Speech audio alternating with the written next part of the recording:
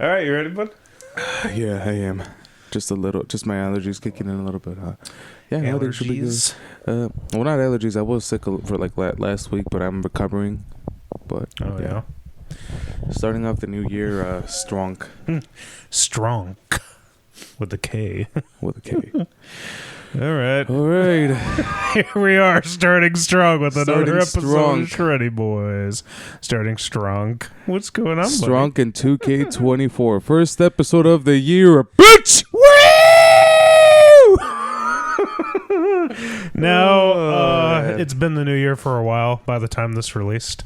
It's been probably something like 20-something days. But 26 days later. Our schedules are very weird.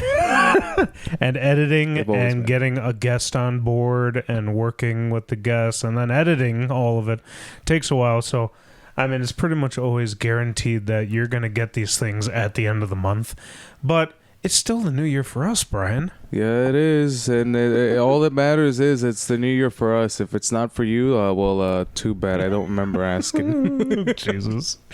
Well, we have not recorded, I won't say seen each other, because by now I'm sure you all faithfully clicked on that Duncan Hill's coffee jingle video that we released a couple days ago. It's only been like 2-3 days since 2 days since we dropped it, and it's at 300 views. Yeah, it's crazy because it'll be our quickest growing Deathclaw cover that we've ever released, you know. I think the one with the most views, it's still, you know, Blackfire Upon Us, the Gears, and then Duncan Hill's coffee jingle, but it's only been basically 2. Today will be 3 days. Holy crap! It is fast performing. Yeah, Blackfire Upon Us it was gaining views, quick, but not as quick as this one. 300 in 2 days was like, well, goddamn, dude, it was insane. And I forgot why the reason we. So. You saw that video. That was the last time we filmed anything, and it was fun and easy and quick. And technically, that was together. The last time you saw of us in 2023. Yeah, but Brian, it's been since December since we recorded. How was Christmas?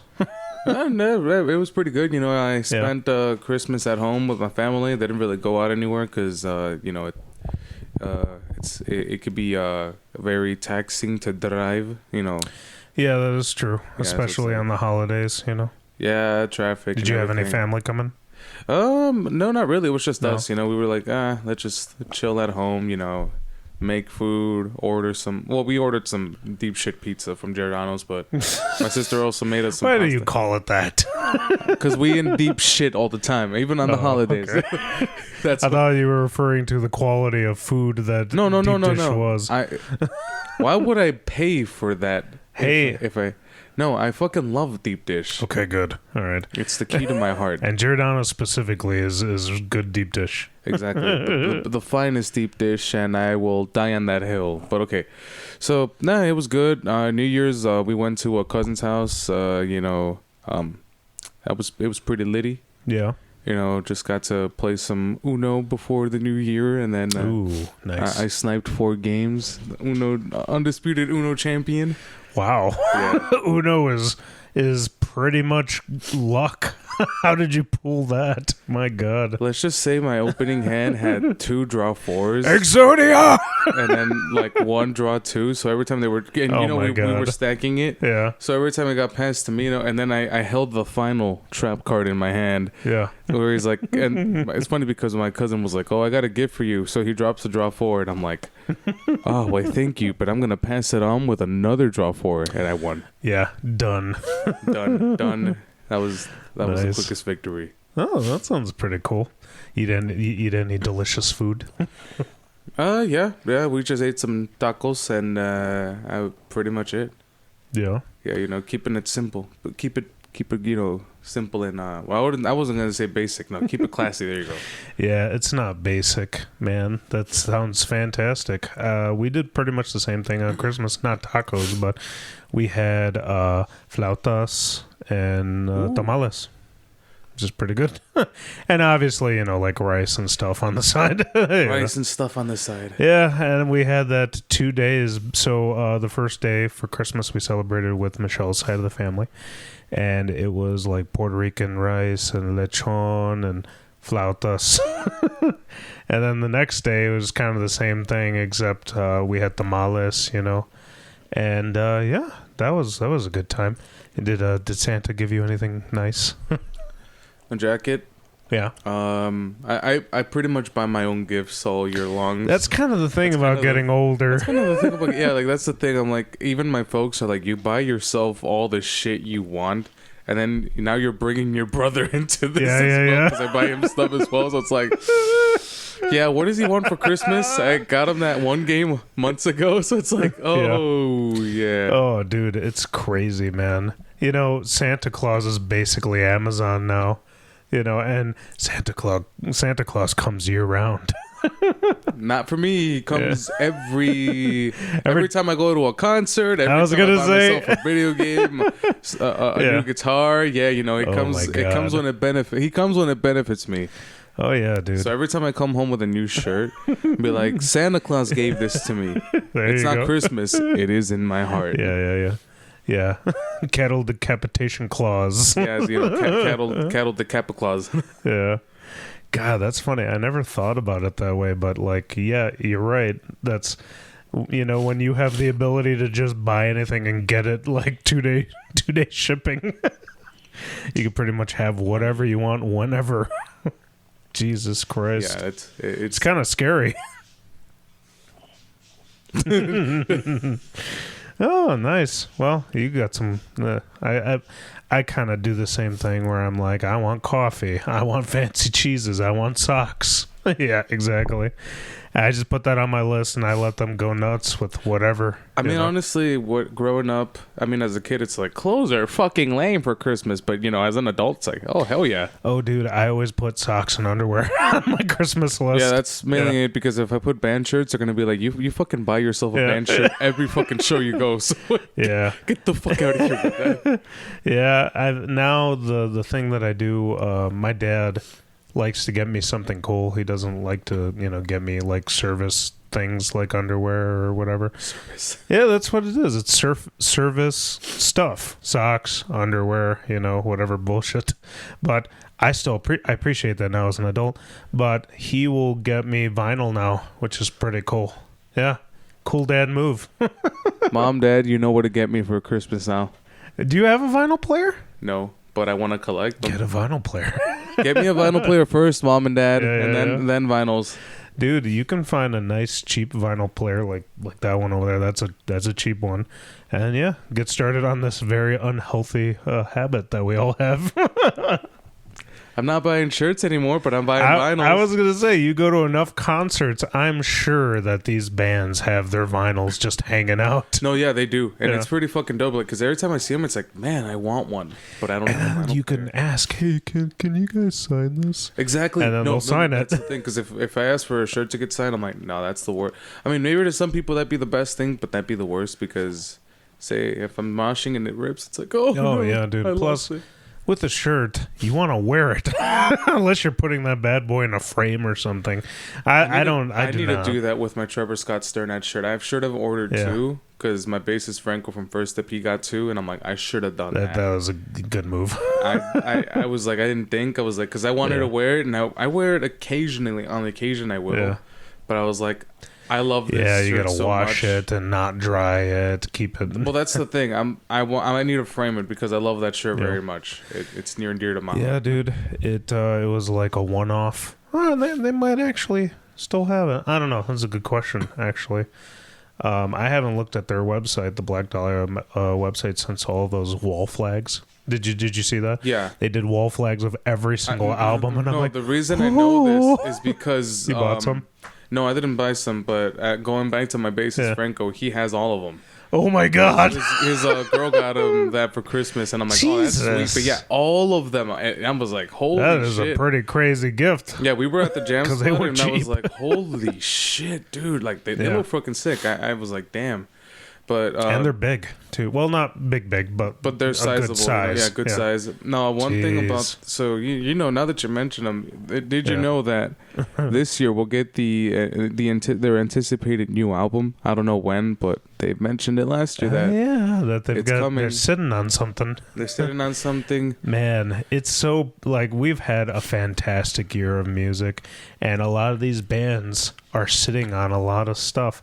Fury is waiting. They're sitting on something. Legion is sitting on something. Shop for a Cowboy is releasing something next month on the 23rd. Oh, first album in 10 years. You sent me, I think it was like on Christmas, Deicide released a new single. Yeah, that was also insane. I was like, holy shit. And it's like, oh, that means that they're sitting on something. Yeah, you know? Legion, Deicide, Fury, Job for a Cowboy, Black Dahlia Murder. Yeah. That's already 5 bands. Yeah. There's I'm sure we're gonna get a lot of awesome music this year. And speaking of music, Brian, I actually don't know how you wanted to do this. Well, before we get to that, okay, I want to bring up that Slipknot is getting sued. Yeah. You saw that? Saw it today. I saw this today, and holy shit! I mean, we'll probably just go like a little brief segment into this. It's fresh. It's very fresh. We won't go into metal news, but we could just talk about it. So Jay, what is it, Weinberg? Jay Weinberg was their drummer, but no, they're being sued by the Joey Jordison. I'm just catching everybody up. So this band that is known for firing a lot of people and being just tons of not controversy. I mean, most notably light controversy. Jay Weinberg was one, and that was like everyone was like, "Huh?" They recently got rid of him, and before that, it was Pinhead. You know, Pinhead Larry. But they got rid of the drummer, and everybody was confused. Like, what the hell? Like, why? What the hell? It's not that they just got rid of him. It's how they just did it. Exactly. Kind of like how they did email. Joey Jordison. Yeah. And they're being sued by the Joey Jordison estate as well. Yeah. They're claiming that they're using most of his belongings, like his iconic Pearl kit, I think his masks, I forgot what else, as their kind of like as an exhibit for their little travel museum. Yeah, they're profiting off of. They're saying they're just using that for profit. I mean, allegedly. They also said that they use a statement that their current album, I forgot the name of said album, it's probably gonna be slapped here. Yeah. That album was dedicated to Joey Jordison because allegedly the sales were not doing so good for the first week, and it's weird. It's weird because I don't know if that has any weight, but exactly like 100%, they kept this stuff. This is a fact. No, that is a fact. And just like a lot of these legacy bands like Metallica, they have like a little museum, and you go through these museums and you see all this crap from early eras. It's probably an idea that they adopted from Metallica, but I've seen like their version of it, and it's like, here's James Hetfield's guitar that exploded on stage. Here's the drum kit used on the first 3 albums or whatever, and it's like they show you all this stuff like history. And I'm guessing that Slipknot, there's a lot of images and videos and stuff. Yeah, you could find videos. You can find it yourself. I'm not gonna post it. That's fact. I mean, obviously, but yeah, that's pretty much like the big deal that they're doing. I guess they also made a statement saying that Joey and Clown, because his name is long as shit. But Joey and Clown called his family, talking about how much they missed them and all that stuff. No. And supposedly that was false. Is another. It was Clown and Corey Taylor. Corey, there you go. Supposedly. I don't know why I was like, yeah, whatever. Well, yeah, it's all together. It's all together, whatever. But yeah, Corey and Clown were. I was like, I'm mixing up names. I'm pretty sure. That's okay. That's fine. My mind's everywhere. But okay, they made claims that they called Joey Jordison's family, saying that they were expressing their grief and checking up on them and all of this stuff. Supposedly that was false.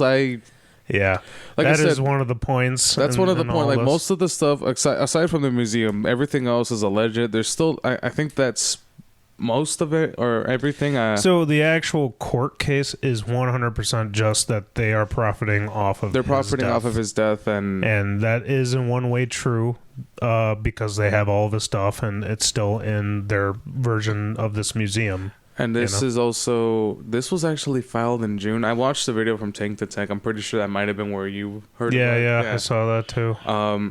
But this was actually, they filed this in June, so like 6 months ago, but they were, private about it up until now. So, talk about a crazy start to the year with a lawsuit. It's crazy, man. I think, I don't even know. Like, it's like just an ongoing drama with these guys, and it never ends. I don't even know if this is something like, it's as simple as this. They just have to give back the stuff, right? I mean, now they want money. Because, if we put it under a microscope, I would have loved to see Slipknot's website a month ago, where we went to their website and maybe they have a Joey Jordison shirt on there or something. If that is the case, if they were selling merch with his image on it, that is 100% making money. Yeah, definitely. Like a traveling Slipknot museum, though, usually is included in the price of like a ticket if you're, going to Knotfest or whatever. So making money off of his image in that way is kind of like a very loose, I don't know if it holds any merit in court. I don't know either. I mean, if they were still making shirts, profiting off of that, that's one thing. And then making a claim that, this album is dedicated to him because the sales are low. I can't really say that's... It doesn't hold up because, the album came out in September and supposedly this was set on October 6th. Like 6 days or sometime in October, but it was like 6 days after the new album released. And I'm like, I don't know whether that's... I don't know. Like it's slimy. Yeah, I mean, it's slimy. It but has no legal precedence. I mean, at the same time, I mean, even Tank the Tech said, I mean, you don't know what's running through their mind and being like, damn, I wish we could have. It's true. I mean, what's it called? Fix everything that just happened. They could feel bad about the whole thing. Yeah, the family feels that that's not the case. And regardless of whether it's a big old giant cash grab or they actually feel this way, we'll find out. I don't know. We'll find out. We'll find out how this whole thing goes down. Because I mean, as of recording this video, we just saw that, and I'm like, wow, this is. I'm like, I wanted to bring it up at least, but it's not like the big. It's not a huge topic at the moment. This is brand new. I mean, it's not brand new, but they've been working on it, and now it's like, it's time to fucking attack. It's pretty crazy. Like it's so fresh, very fresh. And it's like, we're off to a great year. Another Slipknot thing, Yeah, I swear it's like. Speaking of that, I mean, the only other metal news is the Machine Gun Kelly guitar. Have you seen that? The new Schecter. There's another one. Schecter made a Machine Gun Kelly guitar, and I'm going to post it here on the screen. It is the shape of a razor blade. It looks. Everybody in the comments was like, "Is this a Chibson post? Is this a Chibson post? Is it pink? At least? You can't be serious." And then I think it was like a day later, Schecter was like, "You can buy it right here." It is 100% real. It is a razor. It is in the shape of a razor blade, and it has. That's it. It's just a razor blade. I think it has like one pickup, one switch, because it's tiny. It's a tiny little guitar, and it looks just so ridiculous. It looks so stupid. I guess he wasn't kidding when he said, "I'm in love with an emo girl." Yeah, well, there you go. I don't know. He went from pop rock or punk to rapping back to... He went from rapping to pop punk or rap or not even rock. I don't listen. I've never listened to a single note of his, dude. Me neither. But the only reason I know about him is because before the whole Corey Taylor, this all goes into. This all ties together because he was in beef with Corey Taylor, but before that it was Eminem because I think he said that Eminem's daughter was hot and she was 16, which is still pretty fucking weird. I'm not gonna lie, like it's kind of weird how he said that. Yeah. And then, you know, they were trying to... He made a diss rap to him, and then back and forth, only for Eminem to pretty much lay him to fucking rest. And he's like, I'm gonna go to rock and pop punk, and then ends up getting in a controversy with Corey Taylor and a beef. Love it. Well, it was a one-sided beef because in reality, MGK was trying to get a reaction out of him. Corey just handled it maturely, and he's like, look, what he's saying isn't true, and I'm not gonna, you know, go to name calling, but here are the receipts and about what really happened. And then everyone started to boo him on stage, and you know, it's funny how at the time he released an album called Tickets to My Downfall, and I'm like, damn, that aged didn't Jesus, age well, dude. But yeah, no, it all ties together. And then now this okay, it's amazing that you have all this memory. You unlocked the memory because I'm like, holy shit, this ties together. It's just the thing about MGK. It's like, well, what could be next? I know he's going back to rapping, or I think he said he was gonna do country. I can't fucking remember. Who cares? I would not be surprised if he's like, I'm gonna do Jet now, guys. Like, I swear to God. But you gotta look at this guitar, man. I need to look at this guitar. I mean, I will say I do like the first guitar he had. It's like a pink Schecter. It's a pink Schecter. It looks nice. I will say that. You know, it's fine. Razor blade. Well, what kind of shit is this? It's crazy, man. You have to look at it when we leave here, but it's on every website. Everyone's just like, okay. You know what? I mean, just do it. I'm gonna. Do it right I have now. to see this. Hold on. It's so bad, you know. And then it's just everybody's in disbelief. Like this isn't real, right? This isn't real. No fucking way. You're no. I wasn't lying. Way. It's a razor blade. But I didn't think it would be this ridiculous. Yeah, dude. It looks so bad. $14.99 for this? Yeah, I didn't even explain the price. It's crazy, this is man. Stupid. It is stupid expensive. Yeah. This is ugly. It's pretty bad. Like, even Gibson can make better looking guitars than this, and they're in the shitter. But I don't want to look at that again. Oh my God. Well, there you go. That's pretty much everything right now. But there's a couple little things here and there, but we should move on. You know, there will be developments on the Slipknot I'd like to move on from that piece of crap design. I'm sorry that just looks terrible. It's just fantastic too that they have the gall to charge as a that meme, much money. It's funny, but the fact that it's real and and when that price tag, get the fuck out of here. It also looks like a guitar that you would buy off of like a Chinese website, Wish. or like what's the other one? Not Wish, AliExpress. Oh, yeah, it's bad. It's bad, but anyways, moving on up. I don't even know what to call this segment, but you guys know what time it is. It's the new year, so we want to talk about the albums that we liked from the past year, 2023. Last year. Now, Brian, you did a crazy ass series on this. So we're not going to go over your 30. No, I'm not doing 30. Fuck that. We're just going to do our, I don't even know if you want to say top 5 because it implies that one is lesser than the other. Do you want to just say your 5 favorite albums of the year? I mean, I could. So I was debating on whether doing this or not, or bringing up albums that didn't make it on the list, but I'll probably just talk about the ones that were on my top 5. I mean, so how about we do 5 and then we can mention one honorable mention. How's that sound? That's fine. That's totally fine. Okay, cool. You want to start us off? I'm gonna do a little countdown from 5 to 1. So yeah. Okay. Are you good with that, or? Yeah, go for it. All right. So like I said, as you guys were watching these, and also thank you for taking the time to check them out. I've had people, come up to me at shows saying, "Hey, dude, that's pretty fucking dope that you're doing that." Yeah, so I was like, "Hey, I appreciate it." It was like my first time doing my own edits and everything, because normally I would send it to him and be like, "Edit I was having a bad month, man." No, it's fine. I was like, "No, I need busy as hell." I was like, I need to do like my own stuff, and I have iPhone Movie Maker on my phone, so I was like, "Hey, I could probably, try experimenting with it," and I like how they came out. I mean, they could be better, but okay, whatever. Hey man, you did it.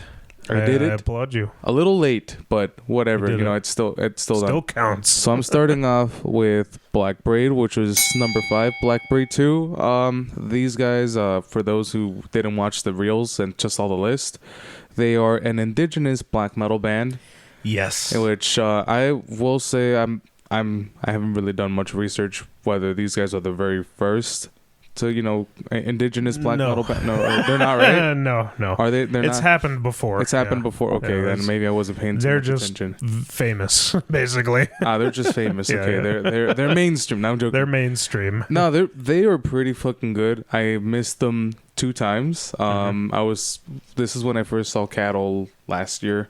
I was trying to find parking and I missed their set sadly, and then they came back and I got sick. But okay, Yeah. Black Braid 2 is fucking amazing, super atmospheric. They also have a sick cover of Bathory's song "A Fine Day to Die" at the very end. I was like, and they nailed it haven't listened to perfectly. this album yet, so Yeah, that's good. it's an hour long. Jesus. It's an hour long, but it doesn't feel like an hour when you're listening to it. But it's fucking incredible. Yeah. Like, the production quality is great because most black metal bands, and I'm not saying I like it personally. Yeah, it's kind of sounds like that, but that's I'm used to that. Maybe you wouldn't, but no, that's not the case with this album. And same thing with Black Braid 1. But yeah, no, it's pretty damn cool. Like how it's actually one guy. As well, it's only one member that writes all the music, but he hires musicians to do the whole tour. Hey man, but makes things a little easier sometimes. Yeah, and a lot of people say they're incredible live, and I'm like, man, I need to see them. It's like that. That's one thing I need to do. If they do a headlining tour this year, best believe I'm gonna make it my primary goal to see them. Okay, right. so now that was your first one. Yep, that's our first one. Or are we starting from 5? You said. Yeah, hot potato. Hot potato. I actually don't have these in any kind of order. So, number 5, I'm going to say "A Sign of Things to Come" by Silosis. Ooh, very good one. That was also on my 30. Yes, it was. I did not have a chance to listen to a lot of music this year, and you can call it me being old. You can call it me being low busy. attention span. Yeah, low attention span. But I just didn't get a lot of chance to, catch any new music. There was a couple exceptions. This was definitely one of them. Ever since Silosis came back, I've been just locked into everything that they've been doing. This is not their first album since they come back. There was one before it that was awesome. But, I don't know if you'd be able to tell, Brian, Silosis shapes a lot of the way how I play guitar, because when I was learning how to play guitar, they were one of the main driving forces. After listening to that album, and I'm not saying it didn't make it on my list because it wasn't good. No, it was really good. But, I was like, I can see where you're one of your main influences here. I'm like, why do I hear Mike's writing? Silosis has a lot, or I guess I should say I like a lot of their song structures, and Silosis was the first band that showed me that you don't have to be in a down tuning to be heavy. They're an E-flat standard. Yeah. Gojira would soon be that second band that showed me that lesson, being in D standard, But, they're a band that's very close to my heart since my youth. And, I had a little, I won't say falling out. I stopped listening to them for a little bit. But then they're back, and their last 2 albums have been fantastic. So that is my number 5. Very good, very good. Very good. Okay, now for number 4, and it gets harder here because, like I said, these next, obviously at Black Braid, but these next 4 were very tough for me to place. It's crazy that you're doing this all from your head. all from my head. I know, because that's how much I kept track. That's all you've been thinking about. That's how literally my sanity was put to the brim. I could tell a little bit. Yeah. So number 4 is going to Alkaloid's album Newman. Alkaloid is kind of like I would say like a super group, maybe not. But they're a project consisting of members of Obscura, Necrophagus, Spawn of Possession. I forgot what else, but so you have Hannes Grossman from Necrophagus, which probably one of my favorite drummers of all time. Christian Wesner as well. Is it instrumental? No, it's not. Okay. They're a progressive technical death metal band. They've debuted, I think it was either 2017 or 2015. I can't remember exactly. I think I'll put the date here. I'm out of the loop. But this is their third album. Yeah. And as you know, like always from the very beginning, these guys were very consistent, you know, dropping tech death masterpieces, and this one's no exception to that. It's about an hour long, but holy shit. I mean, you know, the first track just starts it off, and then you have tracks like Clusterfuck and yeah, like literally Cluster, because like I said, I like that. it holds up to its name. But yeah, like it's insanely fucking good, you know.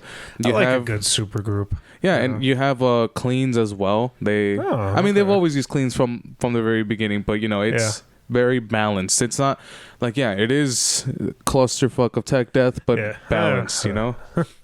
You know, little side note again, I'm sorry. One of the best super groups that I absolutely loved was Conquering Dystopia, which had Keith Merrow, Jeff Loomis, Alex Webster, and on drums, Jesus, I can't remember his name. He's a fantastic drummer. Alex Rudinger. There we go. Of the was the faceless. But dude, they're fantastic. And Jeff Loomis is free from Arch Enemy. Oh, let's go! I forgot about that. Yeah, we can't talk about it.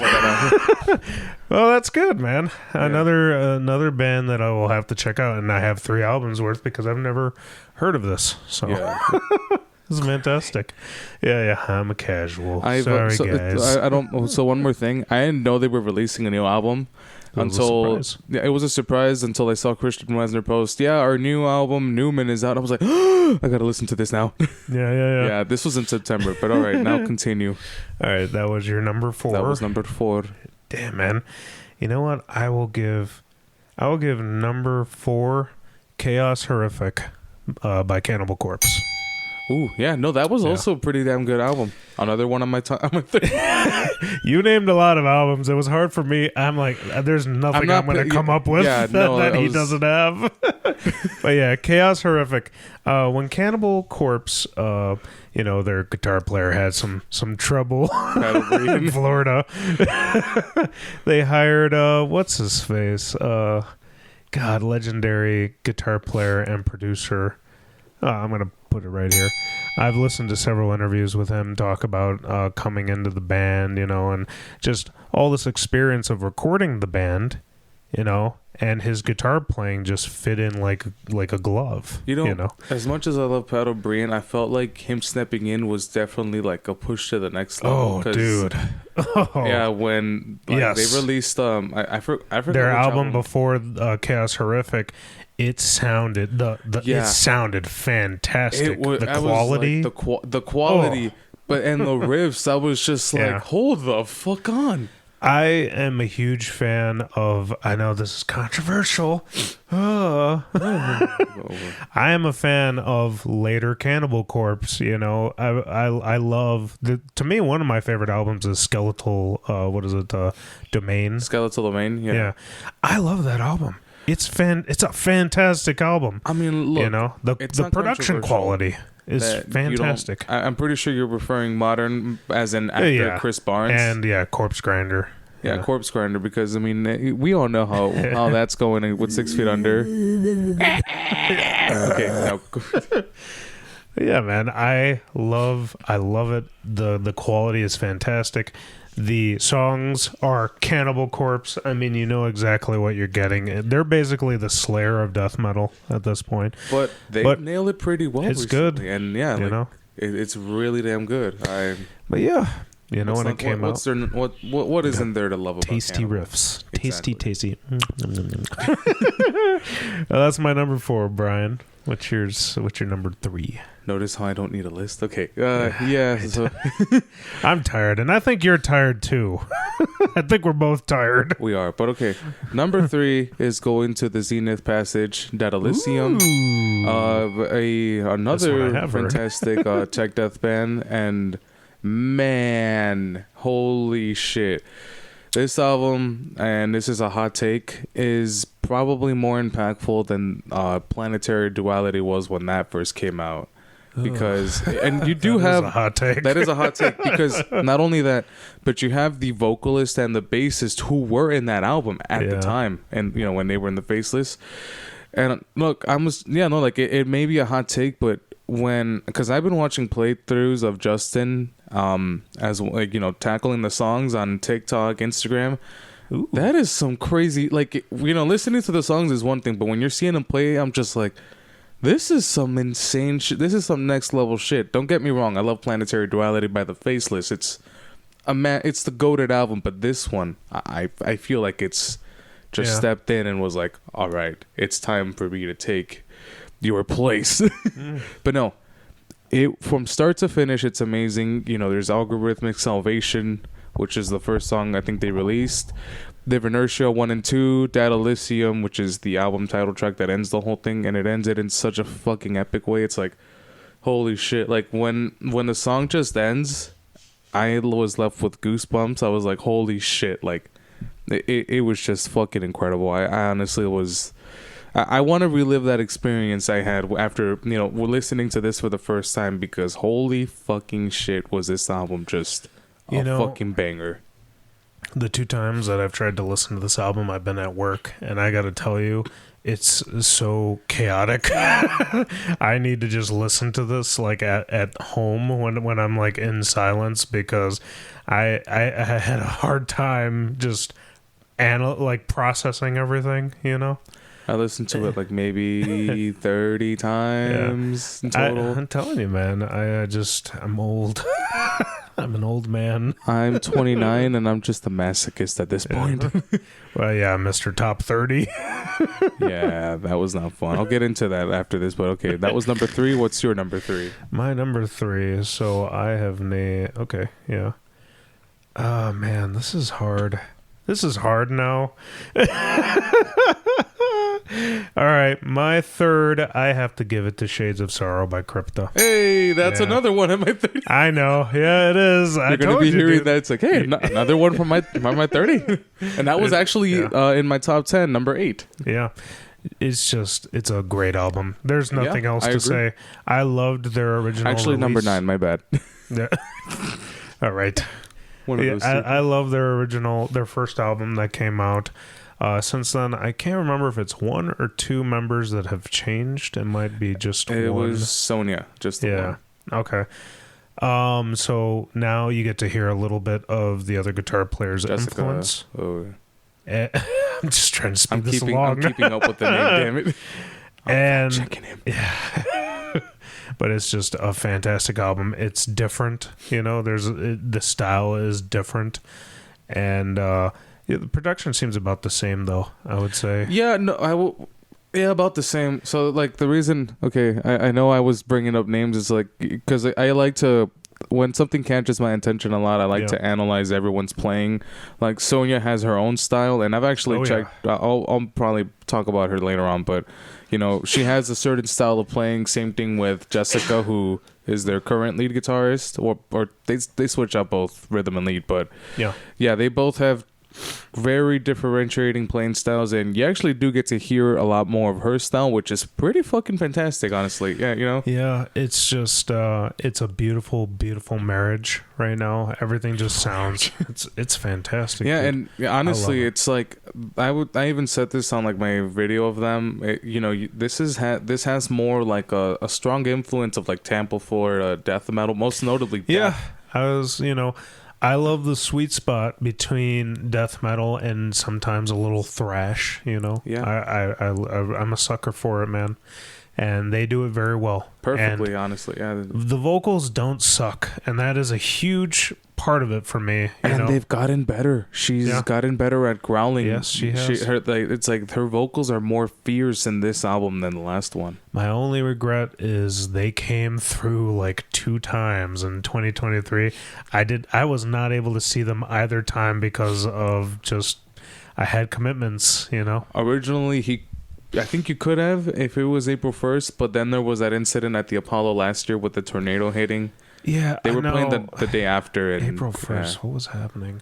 You know what? It might have been my sister's like, what is it called before a wedding? Yeah, it's like a party, bridal shower or something. Go, I don't know. Yeah, and then the other time, I don't remember what it was, but I had something going on, and I hated it because I'm like, God damn it! I'm like, I need to get there. I need to see them. It's like me with Blackbird. I missed them twice, you know, but. They are touring like crazy though, so I will get a chance to see them. But hey, maybe in 2024. Yeah. That is my number 3. Number 2 for me. Oh, I wonder what it is. It's going to be "Time Will Take Us All" by Entheos. And this is another one that I've checked out early when "I Am the Void" came out back in January, about a year ago.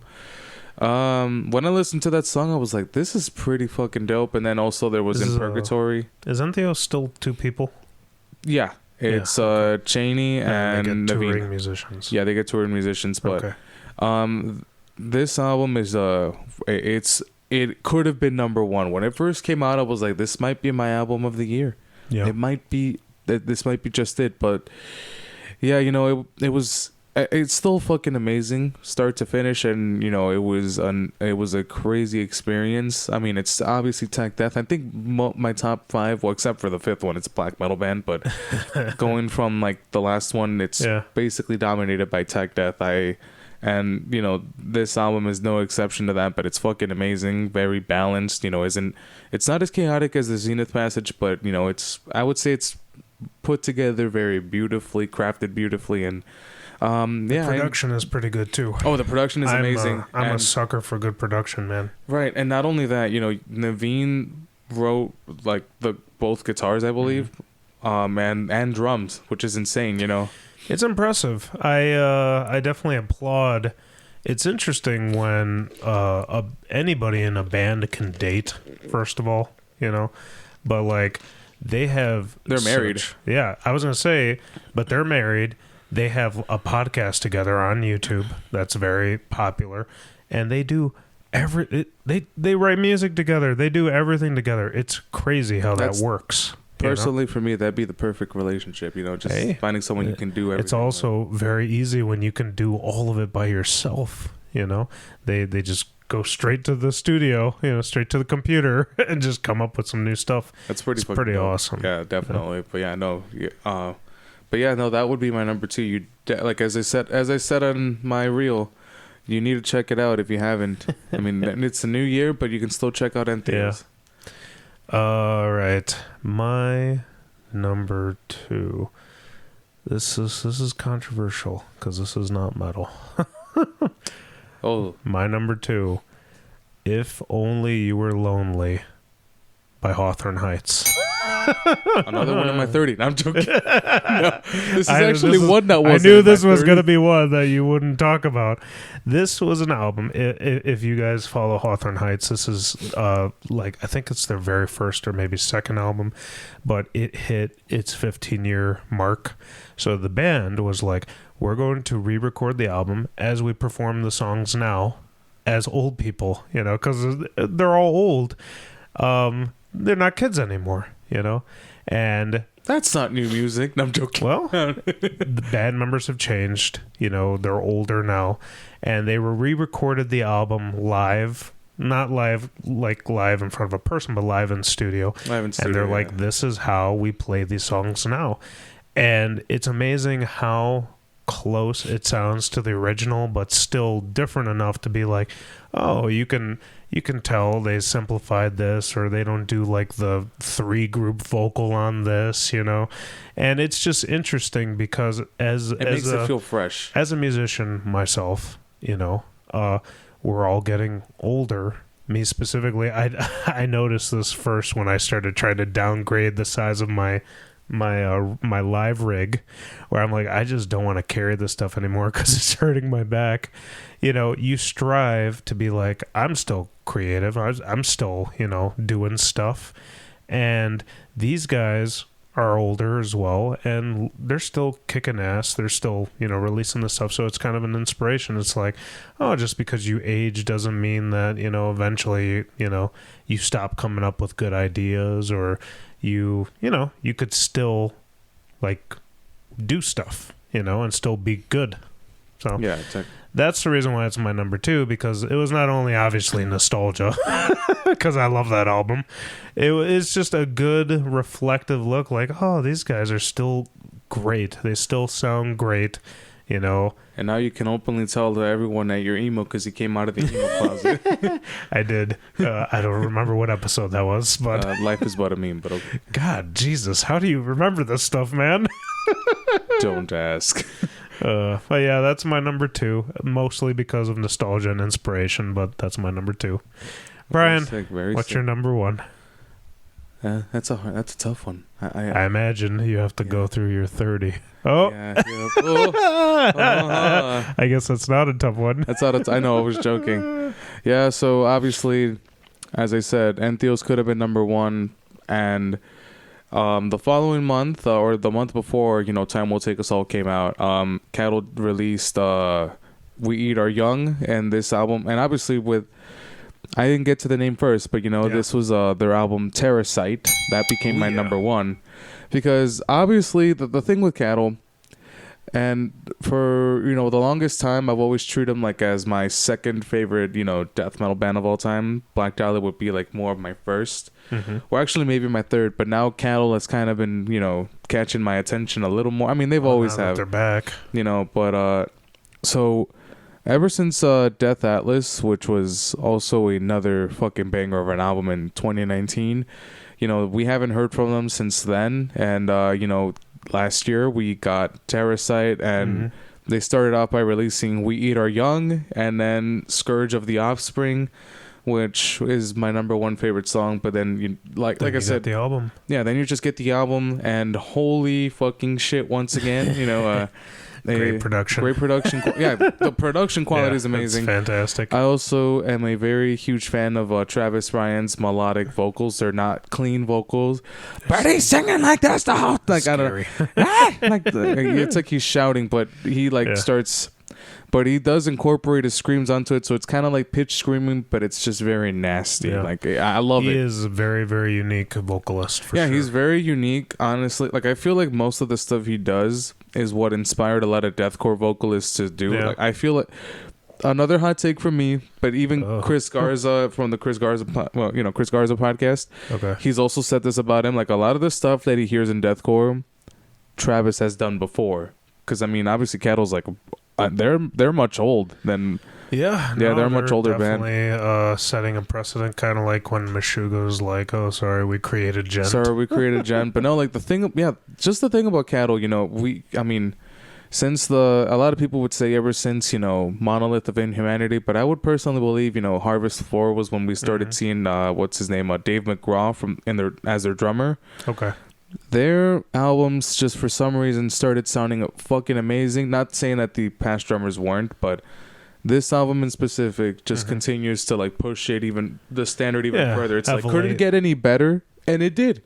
Yeah, and like holy fucking shit. I will say the one thing they did different in this album, because the past couple of albums you had like a short little ballad that would play, and then before the last song, the last song had like a short little piano intro, and then it just goes straight to it. It's 10 minutes long. Just Another Body's 10 minutes long, but I love how it ends and everything.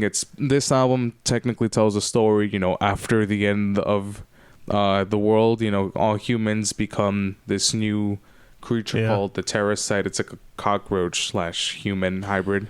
Yeah, God, I love that artwork. That artwork's insane. Also, it's awesome.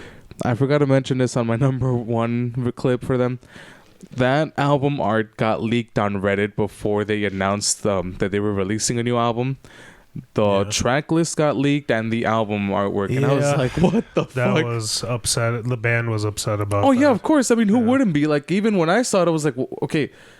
Did the band release that on Reddit? No, it was just some asshole. I'm gonna say it. I mean, it's like, bro, sucks when that happens. Yeah, because it's like I really hate that. And it's just like, dude, what the fuck? Like it's their art. They have the right to release it and be like, hey guys, you're not releasing the album. It's kind of douchey, but regardless, it was a fantastic album. I got to see them twice last year, which. I got to see them play a lot of songs from there. I wanted to see them play Your Disposal. Same thing with Forced Gender Reassignment, which is the first song I've discovered them. Didn't they recently announce another tour? Yes, they did. They will be playing Chaos and Carnage 2024 along with the Zenith Passage, Rivers of Nile as well. And I'm like, How much money are you gonna spend at that show? Don't fucking ask, but I'm gonna meet Travis Ryan Don't watch that day. this, Brian's mom. I hope not. I'm Santa Claus, okay? But no, I am so excited. Once I saw that, I freaked the fuck out. I messaged Mike like, Mike, we got a freaking tour. I was even telling my drummer Bobby, who's like, because he's also a fan of him. I got him into it. He's like, dude, they're touring and they're coming on a Saturday. Like, I swear, man, the moment I get paid, I'm buying my ticket. I'm not gonna wait. Holy shit. Nice. Yeah. There's a couple shows I want to see this year. Both in February. Vader's coming back, and Municipal Waste is coming back. So those are going to be some fun times. But my last number one, and you could probably guess this, Brian. Death Album 4. Another one on my list. Yeah. So when number 6 on my top 10, sorry. It's funny. I was editing something actually when I was on my computer, and then I just opened up YouTube. I forgot because we usually rip a lot of videos for the show, and I definitely don't go to YouTube to do that. But I went to YouTube and I opened the homepage, and the first thing that popped up, it was this greenish album that said Aortic Desecration by Death Clock. And I was like, what? Yeah, no, so was I. I was just like, I opened up my phone and I see Instagram, Death Clock released. Oh, wait, Death Clock released a new song? So I click on it. I'm like, this can't be real. And then sure enough, and I'm like, this can't be real. And sure enough, Nathan's vocals come in. I'm like, I can't believe this is real. And immediately, like, just so beautifully, we got the single.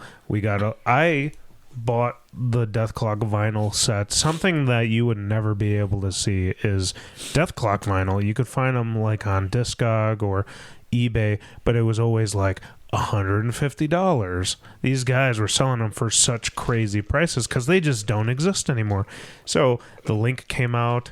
I got the Death Clock vinyl box set. I was waiting. I'm like, all right, well, this is great. That the new movie's coming. They clearly are going to do a new album. I'm like, this is great. They're going to do a tour. And boy, did we get all of it. And when I first listened to Death Album 4, I was like on another planet. I was back. I was in my youth again, Brian, listening to Death Clock for the first time again. And I'm like, Jesus Christ, nothing just hits. Nothing quite hits like this. And, you've named a lot of albums, but I think when something is so close to me personally, I tend to definitely be biased against some things. Like I said, I had a hard time with this list, and they made it on my top 10. They made it to number 6, but it wasn't because it wasn't good enough. Like, no, it was fucking amazing, but this list was hard for me because even Death Album 4 could have been number 1, and I'm like, man, this is really the placement of all those albums were just tough as a hell. I just couldn't. That's good, Brian. That means that we had a really good year for metal. Yeah, I did, and I was like, I gotta listen to all of these albums. Yeah, but that was my number 1. That made my year. Us going to Death Clock and experiencing that, and just being like, my God, I can't believe this is real. Yeah, we get to do this again. As we said before, like, this was like a massive deal. I mean, I even said it on when I was talking about the album, like, this album is a massive deal, which, because it was the first time we had music in like a decade, No word except for when they played, I think it was in 2022 or 2023, they played a festival in Los Angeles. Yeah. And then at the end, Brendan Smalls is doing the voices. He's like, thanks for coming, everybody. Like, by the way, we have a new album. And then guess what happened? And that's what he announced. He's like, we got a movie coming. And I was like, Like that was just a glimmer of hope. Because Yeah. I mean, since 2019, we've had that, glimmer of hope that it was gonna happen. I mean, it could have happened a little sooner, but pandemic happened, and Yeah, and like, they were actually not filming because they all were animating animated. everything, but a lot of things got put on It hold. was a beautiful, beautiful storm because Brendan Smalls was able to record. Nobody was doing anything during the pandemic, so he was able to hit up all these high-profile actors that are voice actors on this beautiful thing, and he got a lot of people. He got Kurt Hammett back. He got King Diamond. He got Amy Lee. He got Mark Hamill. Yeah, like for like 4 roles. He played like 4 roles in this movie. He also played Salacia, and I was like, dude. Yeah, he played Nathan's Dead. He played the stupid senator guy. It's here. It's here. Honestly, yeah, like it was just. I mean, that album. Like I said, I put my phone down when I put Gardener of Vengeance on. Yeah, I'm like, listen to the whole thing, and then I was like, at the end, I cried because I heard Mermaid 3. Yeah. I heard the whales, and I'm like, there is no fucking way they made a Mermaid 3, and it was incredible. It's just funny because when SOS came out, I'm like, SOS. And they played it live too. I'm like, what is that? SOS. And I'm like, wait a second. Song of Salvation, because obviously we hadn't seen the movie, but the trailer We thought Aortic Desecration was the Song of Salvation, but I was like, nope, it was SOS. It was pretty damn cool. I was so good. And that's my number one. And any honorable mentions? My only honorable mention is you're right to judge me that I did essentially an album that got re-recorded by Hawthorne Heights in my top 5, but they actually did release an original EP. I forgot what it was called, but it is out, and it is a 5-song EP. That's really, really good, actually. But in terms of my enjoyment, that definitely took the cake. But the EP is really good, and you guys should go listen to it. All right, well, I guess I'll bring my honorable mention. Yeah. This one was not in my 30, and my 30 list of 30 albums that I listened to like 10 times to analyze every single song and every album. This actually came out in December, around the same time I started this insane venture with that. But I will give it to, and I have as this was actually mentioned when we were talking about Crypta, Sonia.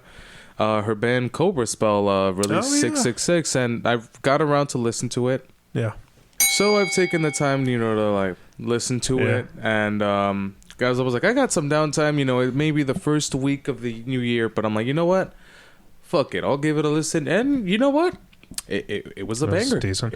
I have not listened to that one. It's so I mean, it's kind of like you have like that glam, like it kind of has like that 80s power metal, glam metal-ish around there, but it's pretty fucking good. It's really good. Sonia is like solos are just fucking. She's a fantastic guitar player. The riffs are fucking amazing too. Holy shit. Like I said, my list was more the top 5 was more centric to tech death, but this isn't a tech death album, obviously, but it's still fucking great. I enjoyed the hell out of it, and I'm still jamming to it right now, and I'm like, damn, it just gets more fun the more I listen to it. I'm like, I definitely would check this out. Well, that's good, man. I definitely will check that too, because I've seen some I don't know, not teasers, but they like when they released the first music video for that, I checked it and I'm like, oh, this is pretty good.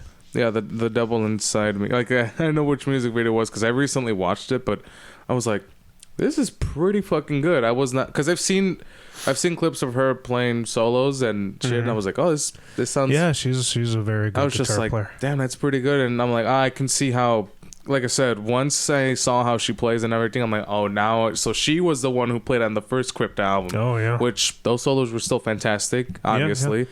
Yeah. Oh, but it's a fantastic album. Like I said, this album was also pretty fucking fantastic. I mean, I was close to saying "Life Is But a Dream," but you know what? I was asshole. Like, we've talked enough about that one, and I still love that album. Yeah. That's the second one, I guess. Well, that's pretty much all for me. All right. Well, we talked about our favorite music. Brian, I figured we talk about our favorite moments of the year.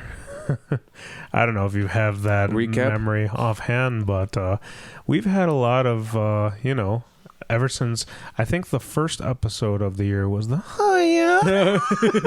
So any time between then and basically the Christmas episode this year, what are your favorite memories so far? I'm gonna post the picture, but we found out girls pooped. What episode was that? New Year, yeah. I'll send you the that? picture. I made a little meme from that, but that was a good episode. I gotta that was a good episode. Fun. Good interview from Influence as well. That was pretty funny. But I would say that I think the funniest one would definitely be Cannibal Abortion. That one was just that was my favorite guest. That was my favorite. Yeah, like it was just. We've had a lot of great guests through and through. Great guests. You know, like I have like this thing in my head where I'm like, all right, these were just awesome. We had Dismemberance on for the first time, and they were a fantastic guest. 1837, which we had the shorter interview. By the time you see this, hopefully you'll have a longer one. But for 2023, I'd say my favorite is definitely Cannibal Abortion. Cannibal Abortion, yeah. The whole Carrier Throne was also thing. pretty cool too. Like that one was very music centric, so that's my second favorite because there was no really dead air in that one. You know, like it's sometimes what you guys don't understand about these, some people are not like us where we try to get the vibe started, not saying this is not like saying you're like you're lame in particular, nothing, but we talk a lot, and I think part of the reason why this works is because we're comfortable talking to cameras and doing interviews and trying to be funny genuinely. I will say I wasn't too comfortable talking to a camera when this first started. It was kind of awkward. I still feel a bit discomfort talking to a camera, especially my phone. Get used to it though. It's just like, man, I'm still getting used to it currently. Don't get me wrong, like I may seem like I'm handling well, but yeah. So sometimes the guests are a little we try to bring down the walls, and then there's sometimes we have a guest that there is no wall, they just jump right into it, and that was Cannibal Abortion. Yeah, definitely. Lots of talk about butt plugs and all that stuff. Yeah. And then I also got to roll down a hill in that episode as well. I think one of my favorite episodes, do you remember Peaches and Romantic Riffs? Oh my fucking god, yeah. I wore the sunglasses. Yeah, we wore the sunglasses. We analyzed the Mario movie, which, obviously right now is kind of a not a dead meme, but... It's not a dead meme, but I thought it was pretty good. Who was the guest of that one, Brian? Do you remember? Oh yeah, it's funny shocking turn of events. Yeah. We had First Step to Glory. That this was actually like a month prior of me joining them, and then they ended up hitting me up. It's like, hey, because I mentioned something along the lines. It's like, well, if you ever need another guitarist, just let me know. And then out of nowhere, it's like, hey, you want to join? And I'm like, holy shit! And there's some new developments within this upcoming year that I will get into very soon. Maybe as soon as this episode drops, you'll probably know. But I'm not gonna say it now. We'll probably post something on the page. We'll probably post something on the page, but it's gonna come from me. You heard it from me first.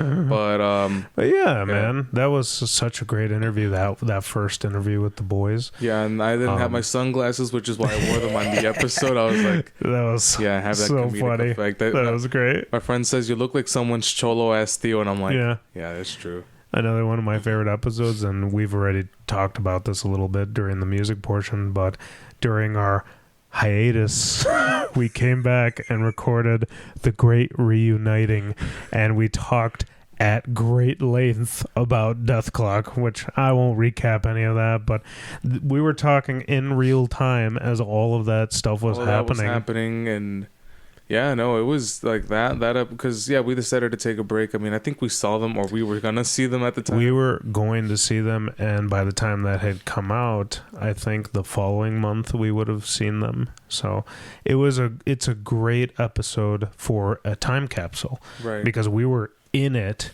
at the time, and we had just seen the movie, and we had just come back from our hiatus for a month. Basically, we didn't even go away for a month. That's what we were still recording a lot of stuff. We were still recording a lot of this stuff, but it was still fun. It was funny. We released a Death Clock cover. I was laughing. I was like, wait, it's not a hiatus. It's more of like a short little break from the podcast. We were still, I guess it's like kind of like how it's not that we're not doing a podcast, we're still making content, but now like I guess last year, you know, it was really the year to like show what we have to offer much more than just, you know, monthly podcasts and stuff, because I know 2022 we only did riff challenges and stuff, or what's in your bag, but no, this time I'm like, no, it's time to go a little further, and we could definitely go into that a little bit more in a second. But that was a great episode. I really enjoyed the Halloween episode, and I understand I am the most saltiest about this episode, because I think we did a fantastic job, Brian. The movie segment that we did was fantastic. I had so much fun talking to you about horror movies. Well, here's I think you're talking about saltiest because you were talking about how much you work hard in edit. Look, I'll just say this. I wanted that specific episode. I'm like, dude, we had a killer riff challenge with a killer video with the dancing skeletons. Do you remember that? Here's the thing, coming from your perspective, I mean, like, you know, an editor's perspective, and a lot of YouTubers, like, it does feel a bit discouraging. It's not that, you know, he's ungrateful. I mean, I always joke around like that. But when it comes to, like, you know, because he's the one who edits these episodes, and it's a lot of hard work done. He puts in a lot of time to, you know, it's rough, you know. And which is why, like I said, you know, I'm trying to step it up and do like my own edits for like the page and everything, you know, my own video. Well, it's not your fault, because, you know, I went to school for all of this crap, so I understand it. And it's just the payoff that kind of takes a mental toll on a lot of, not just, you know, a lot of content creators that are a one-man show, you know, don't have an editing team, people that do their research for them and stuff. I'm gonna elaborate on that hopefully in a little bit here, but I love that episode. That riff challenge to me is one of the best riff challenges we've done. You came up with that one. It had the Fry vocals at the end, which it was me. I literally went on a YouTube video and they explained exactly how to do it. You got tongue like that. He's learning. He's starting to tackle concepts, huh? Vocal concepts, I see. Yeah, whatever the thing calls for, I tackle it, you know. And then the episode, we talked about horror movies, we talked about our favorite candy, and then my favorite, we did a Q&A where we answered some of your questions, and we haven't revisited that. I'd love to revisit that. Yeah, that'd be sick. Yeah, that was a good portion of it, and we just talked about like the background stuff, which is what you said from an editor's perspective. I love talking about that stuff. I am looking forward to the future because I want to do a video where I just show you guys more in depth how we do one of these covers that we've been doing. I think that would be interesting.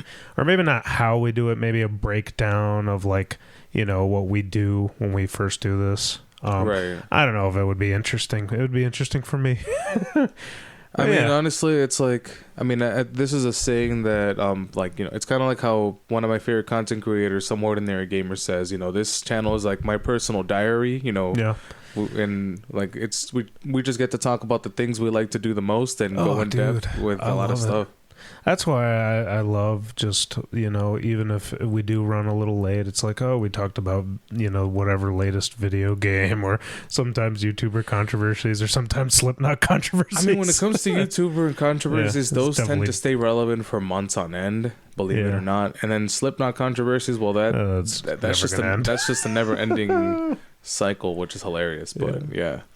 But yeah, man, those were my favorite three. I love the great reuniting beaches and romantic riffs, and of course, the title was just goofy. Yeah. The Halloween episode, to me, I loved it because it had so much. We went all out for that one. I mean, the decorations were also there too. Yeah. That's another thing. I love when like a holiday comes, you know, because it means I get to decorate the set. Get a little festive, a little fancy.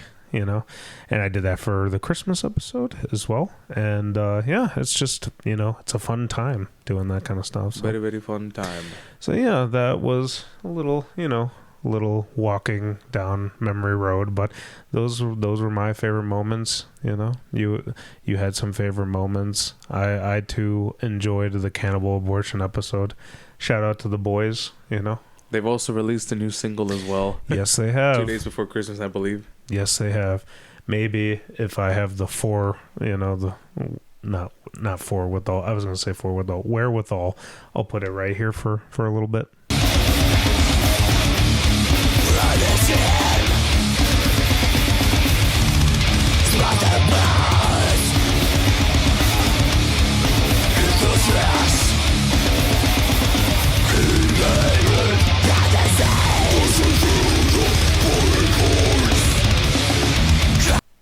Okay. But yeah, the last thing I wanted to talk about here, Brian, is the future. Future. But yeah, as we go into this new year, it's good to have resolutions, hopefully. Aspirations and... hopefully ones that we'll actually follow through hopes, on. Fears. I'm joking. But I want to basically...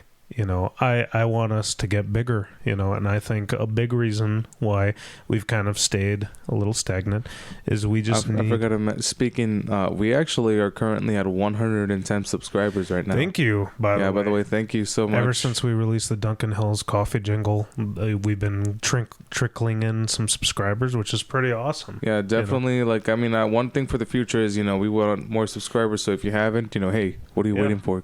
It's always hard to remember that. Notification bell. We don't bring it up every single time, but that's the thing that YouTube does. It's like, hey, hit subscribe and notification bell because it helps the channel a lot. I'm probably gonna clip that and add it everything. Yeah. Okay. But I think with this new year, some resolutions for the show, I definitely think we need to promote more in terms of the outside world.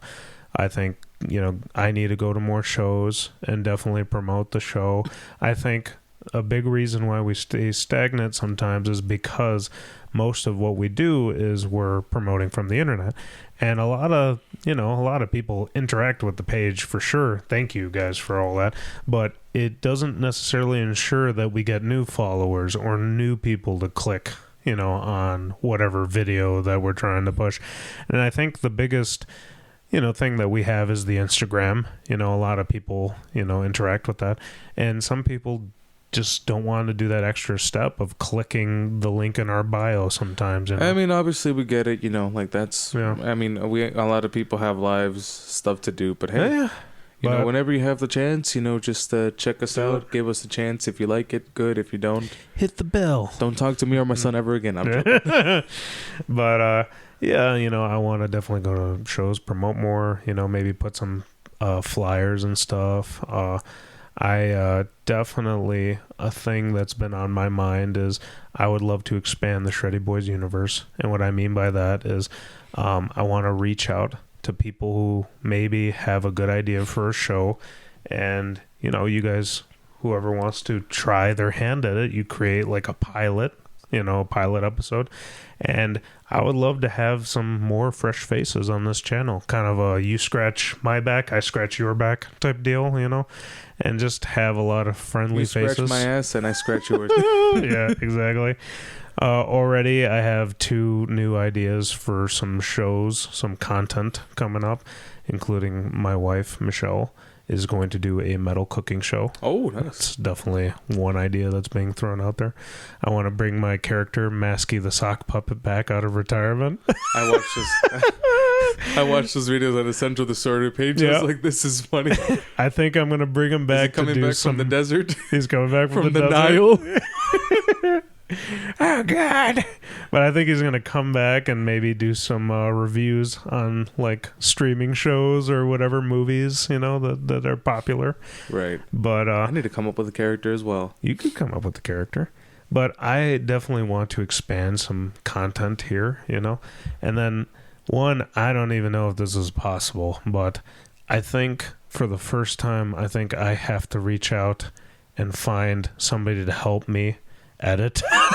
I think I'm going to reach out and try to find somebody who is, not only passionate about music, but we have nothing to offer like here in terms of money, but hopefully your love of music and your love of What are you doing over there? No, I'm trying to unlock my phone. I was Oh, okay.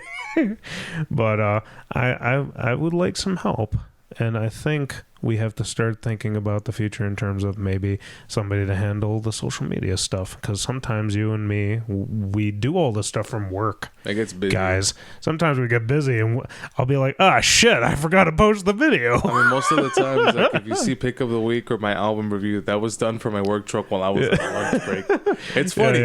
You know what? I grew to like it because I'm like, you know what? It kind of it feels it has that campy vibe to it. You know, so I was like, you know what? I'm gonna keep doing it. No, keep doing it. Yeah, just because it's funny. Yeah. You know, I was like, you get to see me in like wearing like different beanies or the same beanie, same coat, different band shirt. But you know, sometimes we're so busy we forget to post things, or we don't post things enough. I'm thinking maybe of finding somebody who would, you know, want to be a social media manager, or maybe someone we trust enough to help with the editing. You know, I think you know, I don't think this is impossible. Don't pull a Papa Meat card on us. That's a whole other thing. But, you know, that, and, yeah, I don't know. That's kind of my, eventually my goal here, guys. I would love to throw our very own shows, you know, Shreddy Bois, whatever we call it, you know, Shreddy Bois Fest, or, you know, I would love to have a lineup of bands that have been on the show before, you know. Or sponsor our own shows. We just go to people's shows sponsored by Shreddy Bois. We have a little table with posters and cards and maybe stickers. You know? Yeah. Start small and then work our way up to T-shirts or something like that. You know? You know, I was also going to say, I do want to hand out some W's before we go into this next segment. And this is all I had besides the guest. Yeah, no, I just thought, well, one big W is definitely going to my buddy Brandon, from Dream Malaysia. He has recently been asked to join Errors of Humanity as their bassist full time, and he said yes. Nice. Yeah, dude. so it's like, dude, that was pretty fucking dope. I got to see them before the year ended, so hey, that is a nice golf clap. I mean, speaking of the future, you know, there is also going to be the Metal Pride Fest in June that both him and his husband are hosting, and you're going to be on it, right? Definitely. Yeah. Well, here's the thing. Lineup of bands hasn't been undetermined yet. So shut up, Mike. I'm joking. Oh, sorry. No, but yeah, no. There's definitely going to be a lot more to happen this year, especially, you know, obviously us trying to make more content, expand more, and yeah, no, that's pretty much it. You know, thank you for sticking with us, and we hope you enjoy, you know, what we have to offer this year. Yeah, man, we got a lot. Hopefully, you know, I think we're going to work hard. I mean, you know, we always work hard, but I would love to see a breath of fresh air, you know, some new stuff coming. Water! All right, well, with all those shenanigans aside, it's time we go on to this next segment. New guest, who this?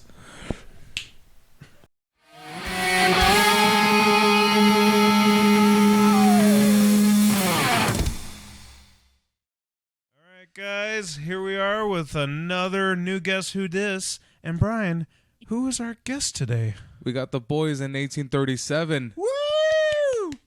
Golf clap. Yes, sir. Golf clap for the boys, Brian. Golf clap for the boys. How you guys doing? What y'all been up to lately? We just finished up a bunch of shows, wrapping up last year, and we're getting our shows ready for 2024. And then we're working on a new EP. So that's our plan for the year. How far are you in that process? Kind of just workshopping the songs, you know? Oh yeah, the songs are there. You know, we got some ideas, and just trying to just, you know, put them together. And we just haven't done a full jam yet, but we got ideas rolling. So we're stoked to see what we're about to do, because now we got 3 new gents. 2 that have been for over a year with us, and the newest, our bass player Leo. But yeah, see the vibes have been good with these guys, and yeah, we're digging it, man. This is family now. Hey, man, you know, we kind of talked to you guys a little bit on the Christmas episode about some of, you know, the basics, but why don't, for this now, you know, now where they're doing a full length interview, why don't you give us a little breakdown of the band, a little band history, if you will? Yeah. You started So to me go and into Calvin,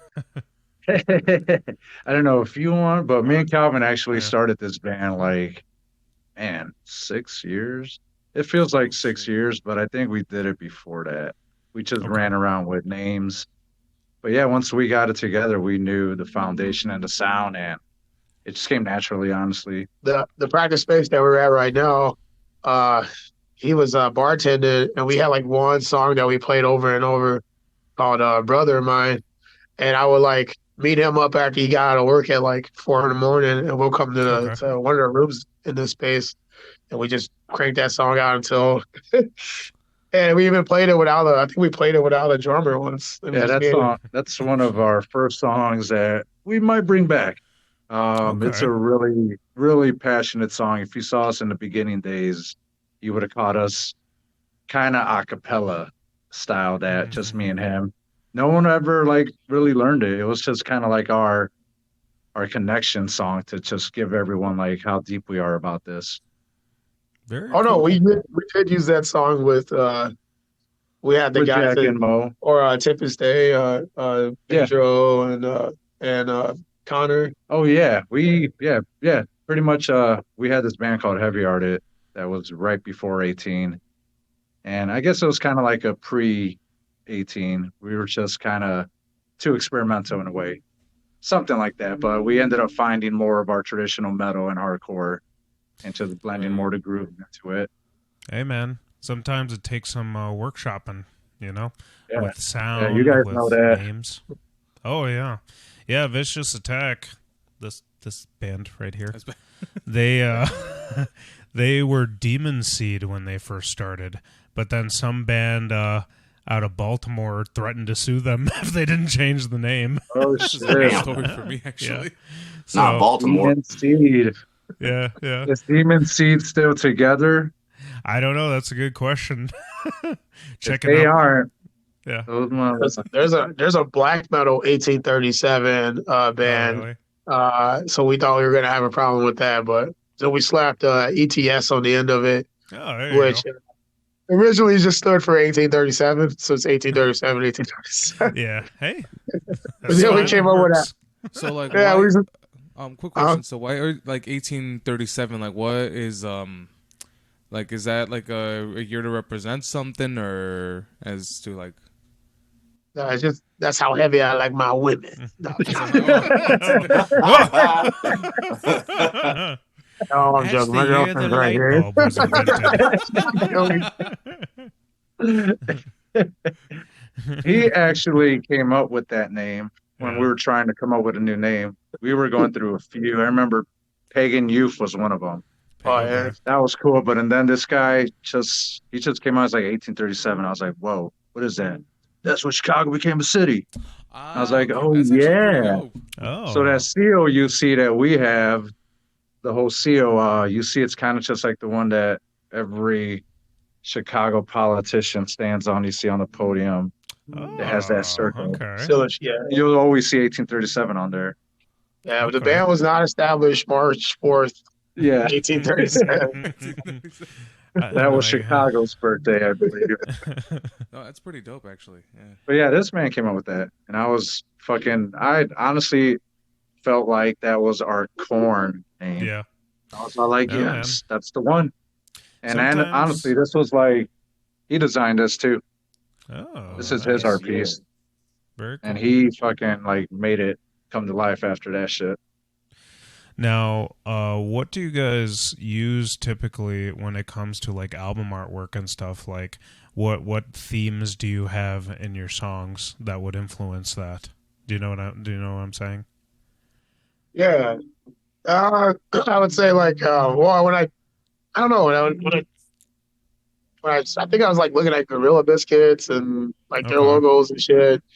And I got yeah, that when vibe I drew it up, for sure. yeah, when I Yeah. drew it up, I just wanted it to look more like weathered and someone kind of like in pain or screaming or something.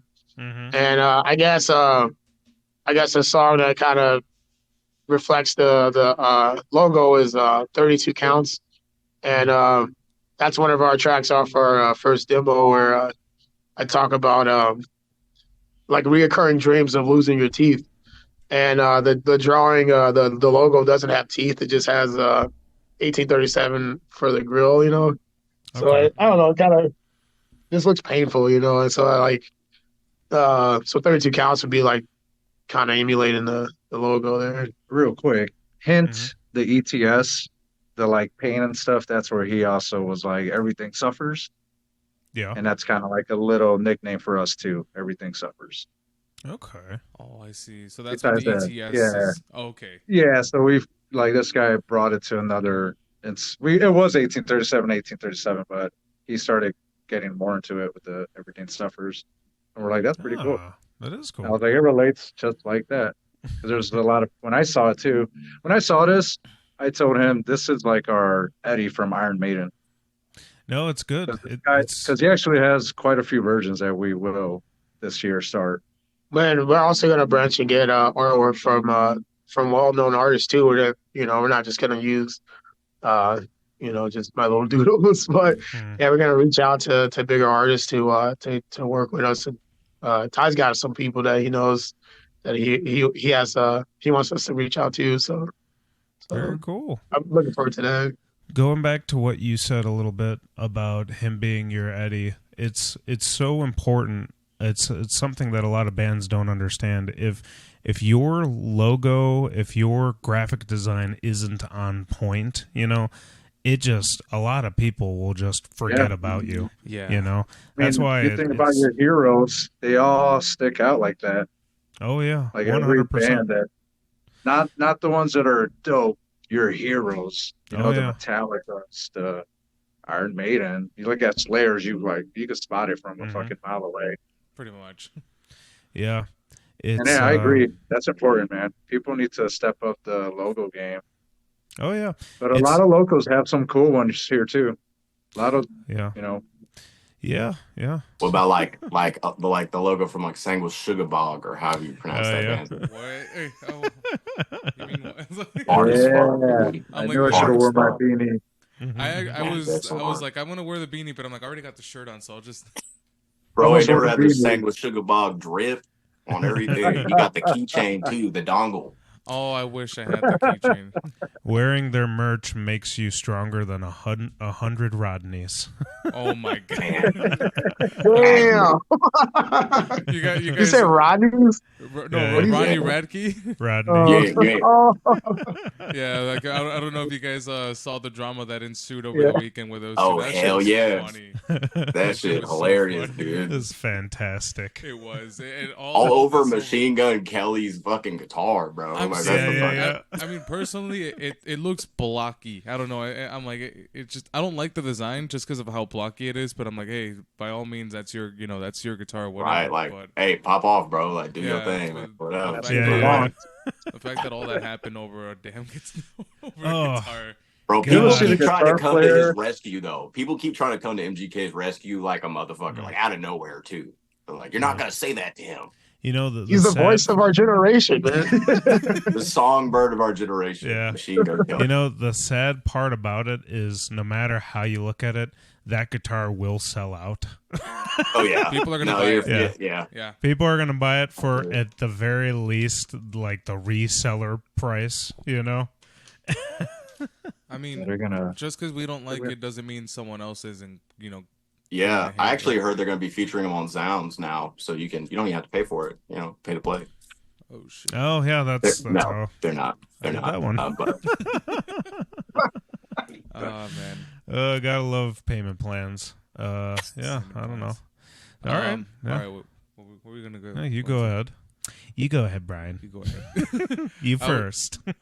Okay. God damn it, Mike. All right. So I would say, like, what would you guys describe your sound, if anything, like Yeah. your genre? Like. Pretend I'm an old lady on the street, and I'm Right, like, and I'm an angry old man. what music do you play, young man? Miss, hope you got your panties on because you're about to shit yourself. Shit, Oh, my.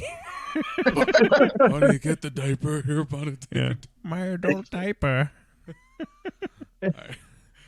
Man, I think I try to. I mean, I don't try. I just kind of flow with the. I wrote a lot of You the flow with the flow. main Yeah. songs. And I just love thrash, new metal, Those are my two favorite in the metal world. That's my shit. But everything else, that's why you don't hear like Swedish melodies, like like melodic death metal. I love all that stuff, but thrash and nu metal just got the attitude. Well, so I would say we're like, I always describe us as heavy. Heavy. I'd say we're heavy. What are some major influences for you guys? If you want to start from, I guess, left to or up to down, or I don't know how you guys are appearing in your screen, but we got Calvin. Vocally for me, I like my favorite are I like Guy from Red Chord, probably my number one. Okay. When I started listening to him, I just loved his learn his name. This guy. Oh, is it? And, I should learn. And I just love those mid range gutturals and how he can go from mid to like a really super low. So I really try to emulate that. And then I love Corpse Grinder. Corpse Grinder's like rapid flow, and he's like, he's almost like he's rapping almost. But I love his he breaks up words and enunciates and shit. Yeah. And then I'll have to go with Teddy Pendergrass, man. Teddy P. TP. All right. Next. I would say in my influence, there's a lot of Korn, I would say, if you could catch it, but I just speed it up. I feel there's a few moments like Cape Reed, maybe. Okay. I've gotten Judas Priest before by some old school cat, and I've heard some 90s. I love Judas Priest. I've heard some 90s stuff that was in Rob Halford, and it was pretty. I kind of heard what that person said, so I think we got a little Judas Priest 90s. Ooh. They're heavy shit, like they're dark shit, just like the down picking. Mm-hmm. I love Judas Priest. And then any thrash. All of it. Just all of it. Throw it inside the from all that swag. Put it in there. That's where the swag comes from. Just all that thrash. Yeah. How about you, Tyler? So I like playing influences and just favorite, some of my favorite guitar players is kind of weird because some of my influences like Terrence Hobbs from Suffocation. Nice. It's I just got a weird music taste. I'm gonna say Jay Mascis from Dinosaur Jr. It's kind of weird, but he's just the way he uses pedals and stuff. He's one of my favorite guitar players. And in other styles, I kind of try to veer off in that direction. But okay, bands and shit like that, like Obituary, Nails, Terror. Yeah. I'm really a big I grew up listening to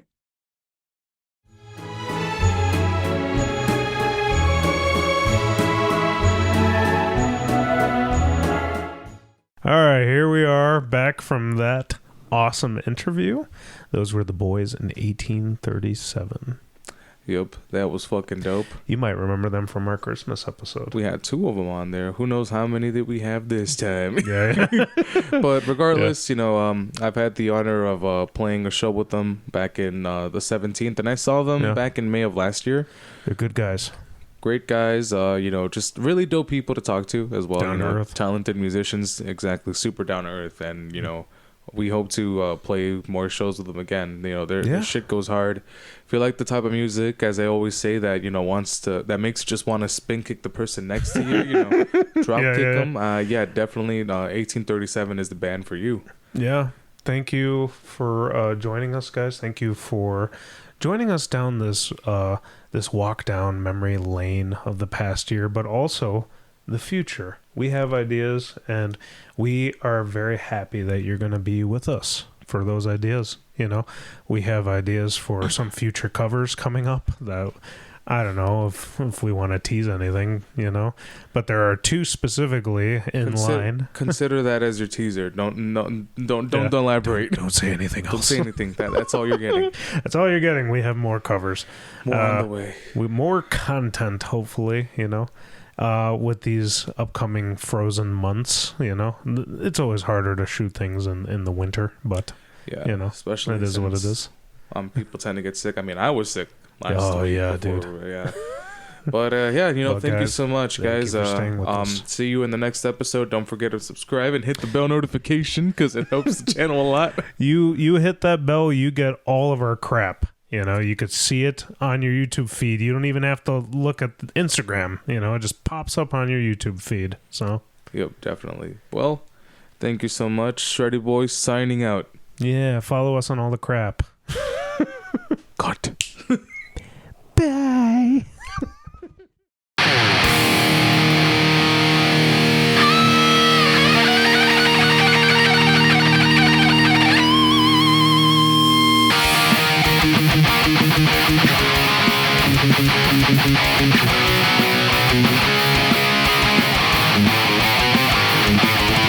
Warriors of time and space, traveling through dimensions, fighting for what's just and what is right.